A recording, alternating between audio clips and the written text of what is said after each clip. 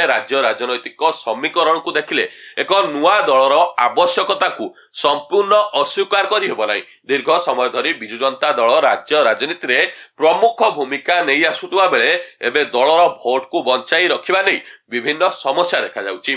किछि भोटर नुआ विकल्प खोजुचंती एहा सत्य, किंतु सही अर्थरे एक नुआ दल राजनीति को आहुरी चलचंचल करि परिबो कि नै ताहा भी बड़ प्रश्न। किंतु सबुठु बड़ प्रश्न होउची से नुआ दल केवल भोट काटुथुबा दल हेब कि ना एक सत्य सार्थक विकल्प भावरे उभय शासक विरोधी दल को चैलेंज दे पारिबो। जदि गोटिए संप्रदाय को खुशी करिया पई ए दल तयारी हिताए बा गोटिए संप्रदायर भोट को नवा पई दल तयारी होउची ताहले आगामी दिन रे दल अनेक क्षति सहिबो। यह पूरा पूरी निर्भर करिबो दलर आदर्श कार्यक्रम और नेतृत्व उपरे। जदि मोकिम तांको सहयोगी माने समस्त समुदाय समस्त वर्गंक प्रश्न को नहीं एक समावेशी राजनीति आगकू आनी पारंती तेबे नुआ दल पई संभावना रहिछि। नचेत जदि एही दल को केवल एक निर्दिष्ट धर्म किंबा संप्रदायर राजनीति भाव चिन्हट करा जाए तेबे ओडिशा परी समाज रे बा ओडिशा परी राज्य रे ताहा ग्रहण योग्यता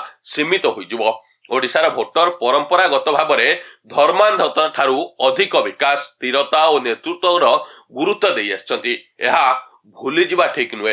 एठी हिंदू मुस्लिम पॉलिसी साधारण चलिबो नै। सेबरी राज्य राजनीति रे नुआ दल आसीबा नै चर्चा जेते जोरदार संभावना और संकट दुईटी भी सेते गभीर।